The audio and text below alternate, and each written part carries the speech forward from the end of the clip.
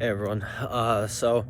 While I get some late night, well, sort of late night steps in, I wanted to talk about something that can affect your results both for weight gain or weight loss, especially if you're relying on online calculators or like numbers on cardio machines or anything like that. To assess your energy needs, your calories. So essentially, your body, depending on your genetics, can to different degrees change your metabolism or your metabolic rate depending on how much you eat and how active you are. A couple examples of this are that people who are naturally leaner tend to, if they eat more, their body tends to actually naturally like use up a certain amount more energy to different degrees. Like they just move more, fidget, are louder, more energetic, etc. To a ridiculous extreme of like some people can be fed like 1,000 extra calories a day, which is crazy, and they essentially burn all of it off just from spontaneous extra activity without trying to. And similarly, naturally lean people also might tend to, if they do more exercise, like deliberately, they don't get quote unquote lazier from it. Because this is another example. When you do exercise, your body typically actually causes you to do less spontaneous other activity, proportion, like some percentage of that.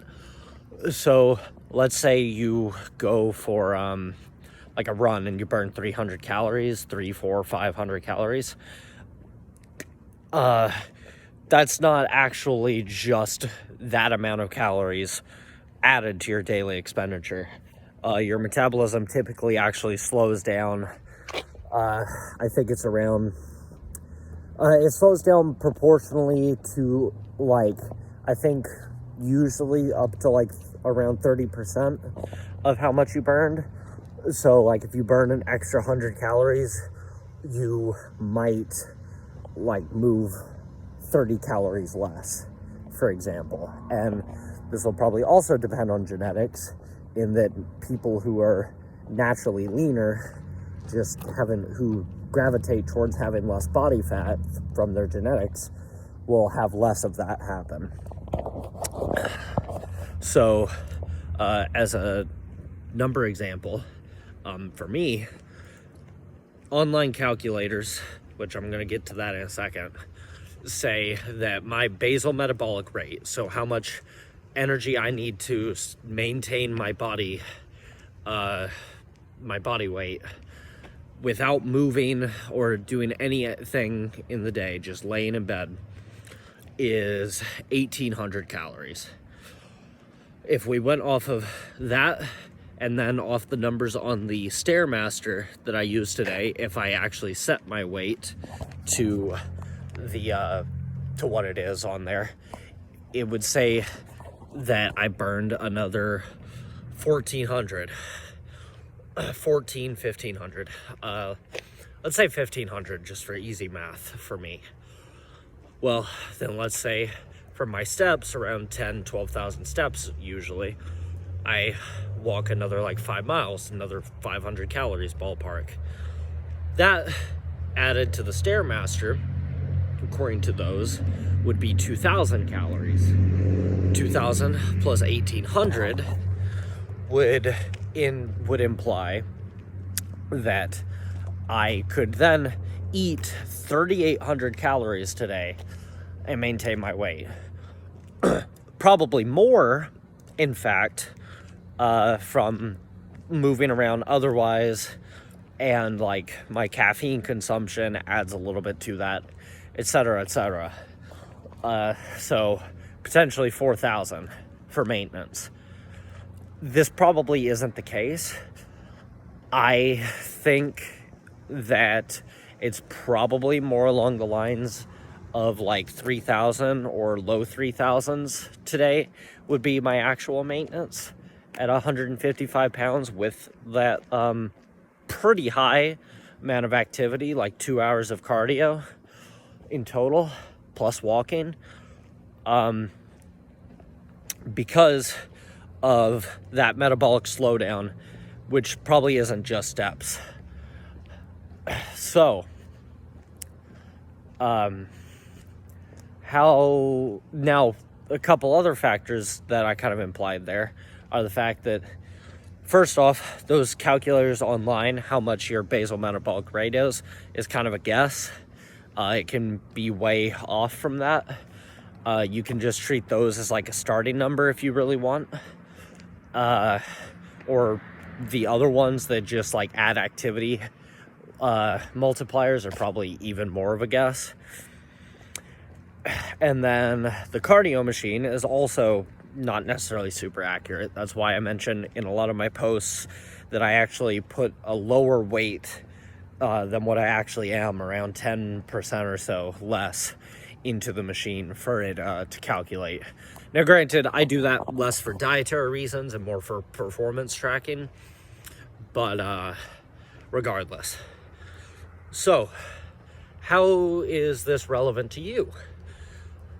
It's important because it can be discouraging if you look up these calculators online and you come to the conclusion, either from those numbers it tells you or from tracking your diet, like, okay, so if I eat 1,500 calories a day, I will be in a 500 calorie deficit because my maintenance is 2,000, random number. And if I am in a 500 calorie deficit every day, the scale should go down 1 pound every single week. This can be discouraging because even if it works like that at first, it might not. It might not be so easy. Because one, if you start doing extra activity, you might end up doing less activity.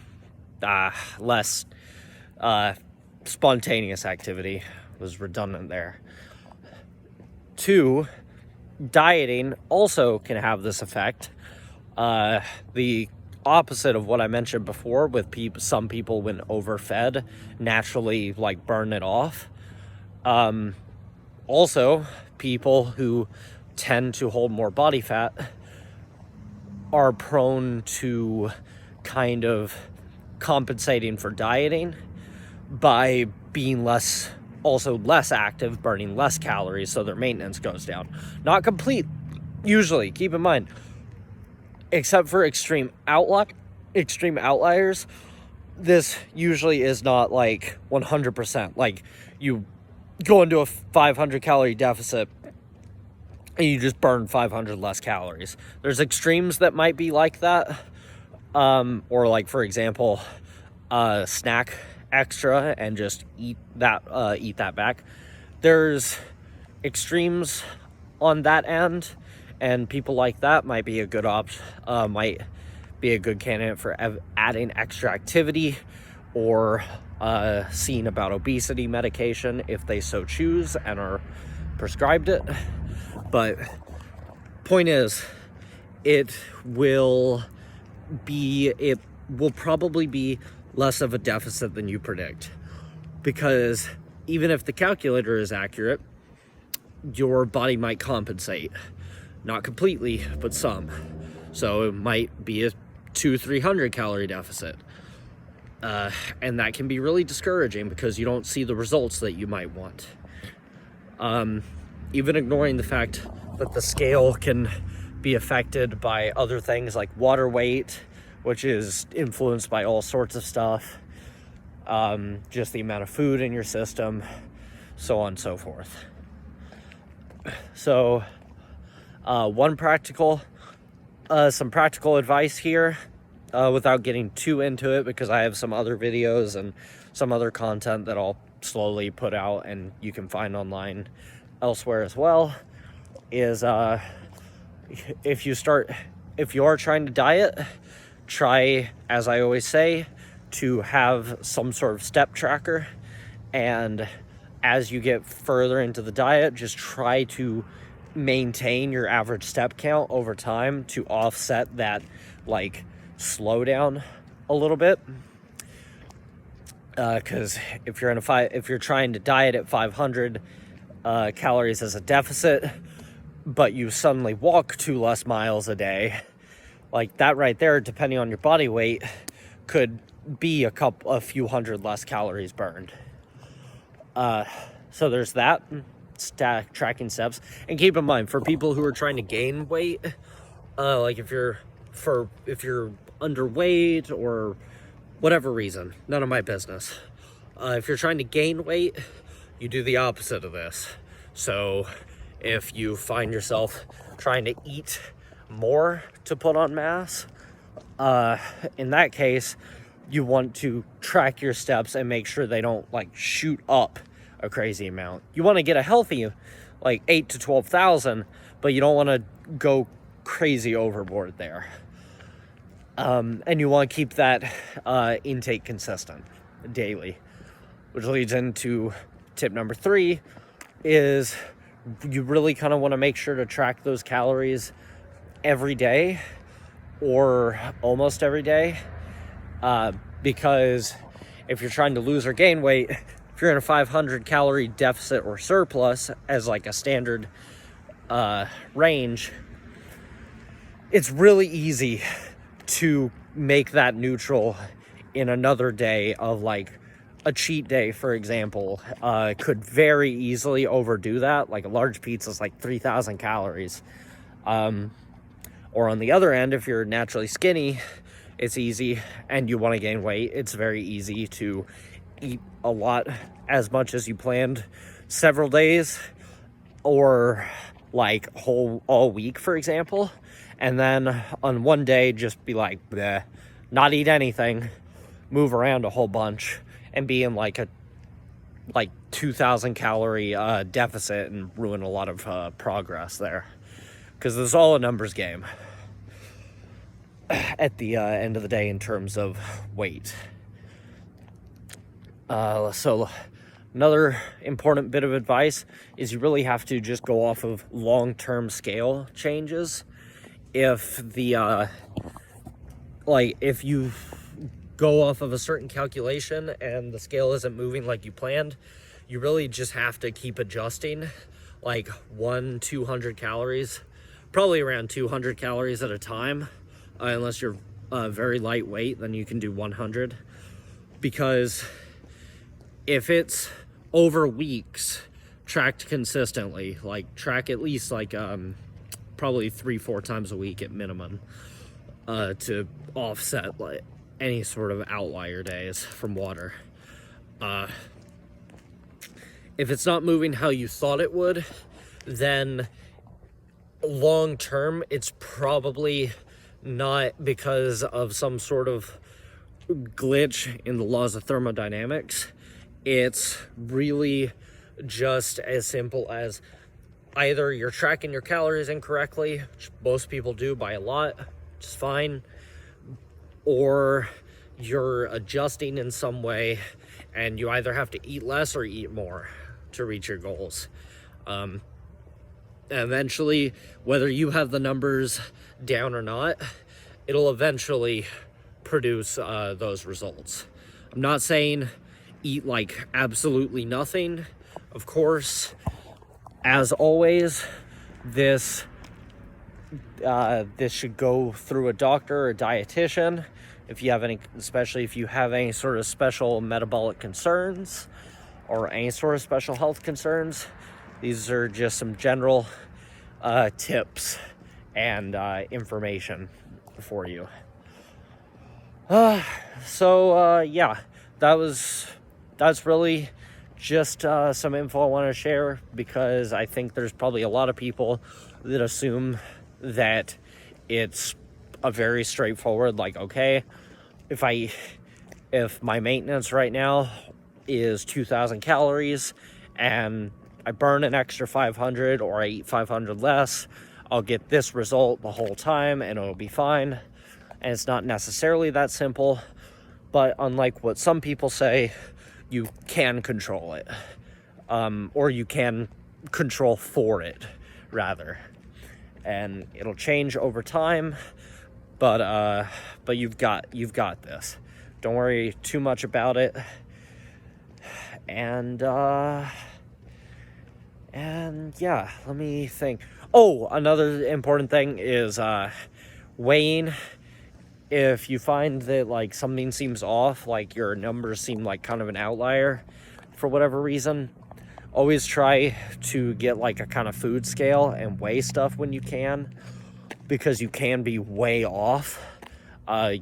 Always make sure that the weights you're looking at for nutrition info online are for the same state of food, like whether it's cooked versus uncooked. That can make a difference. Drained versus undrained, stuff like that. And just portions, like I've talked about before. Peanut butter, for example, super healthy, but what you think is a tablespoon, what you think is one serving, 2 tablespoons, could very easily be 2 or 3 servings. And that's the difference between 180 calories and 400 or 600 essentially. So these little details really do add up, and just knowing exactly what's going on helps. All right, so I think I've rambled enough. I hope that this very scrambled together video is helpful to somebody, or at least interesting. And you have a good night.